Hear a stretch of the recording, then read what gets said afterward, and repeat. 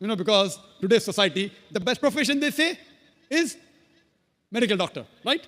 So am I a boon or a bane for society?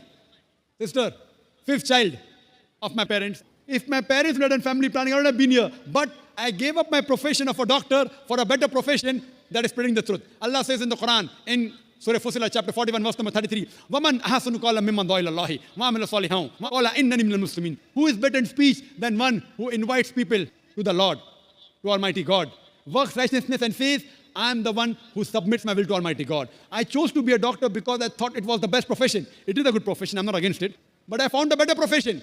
From a doctor of a body, I became a doctor of a soul. If I was a medical doctor, you wouldn't have found 10, 15,000 people here, right? You didn't come to hear a doctor of the body, you came to hear a doctor of a soul. So when I found a better profession, I changed from a doctor of a body to a doctor of a soul. So am I a boon or a bane for society? So it's a fallacy. As far as spacing is concerned, Almighty God has given a natural spacing known as lactation amenorrhea, breastfeeding. The moment you breastfeed, automatically there is spacing. But today's modern women, they don't want to breastfeed because they will lose their figure. Almighty God has given lactation amenorrhea. So now, there is a fallacy what people think, that if you have less children, you can educate them better. If you analyze and check the history of the Nobel Prize winners, all of them were not the single child. Many were second child, third child, fourth child, fifth child. They were Nobel Prize winners. They were intelligent. So it is a misunderstanding. That's the reason the Quran, in Surah Anam chapter 6 verse 151 and Surah Isra chapter 17 verse 31, it sounds similar. The first verse, Surah Anam chapter 6 verse 151 says, kill not your children for want of sustenance, for it is Allah subhanahu wa ta'ala Almighty God who will give sustenance to you and your child. This verse is referring to the poor people. That if they have one more child, even I will die and my children will die. The next verse of Surah Isra chapter 17 verse 31, the order is reversed. Kill not your children for want of sustenance, for it is Almighty God who will give sustenance to a child and you. Why is the order reversed? Second verse refers to the rich people.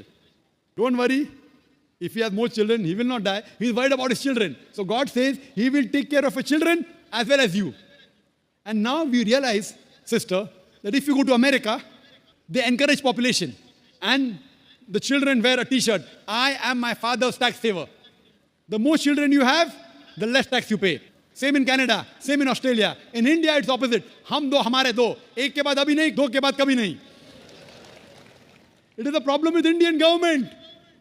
China has the maximum population. India number 2. Do you know, sister, today, the two superpower in future, which countries are they?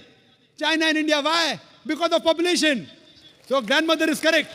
The more population you have, the chances of the country to improve. China today is the country which is the maximum improving. And India is neck to neck fighting with China.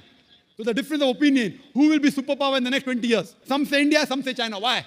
America is nowhere. Australia is nowhere. Canada is nowhere. So sister, population is a boon. It's not a bane. You should know how to utilize it.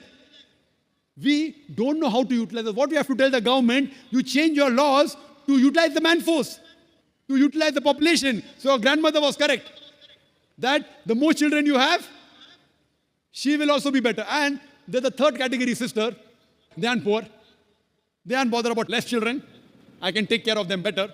What they say, who wants to take the headache of bringing the children? I'm rich, no problem, money. I'm not bothered whether my son becomes a doctor or engineer, but who wants to take care of looking after the children? Third category.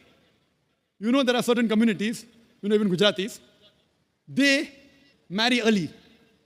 They have children early, and by the time they're 35 years old, 40 years old, their child is 15 years, 20 years, they are sitting on the seat of the business of their father.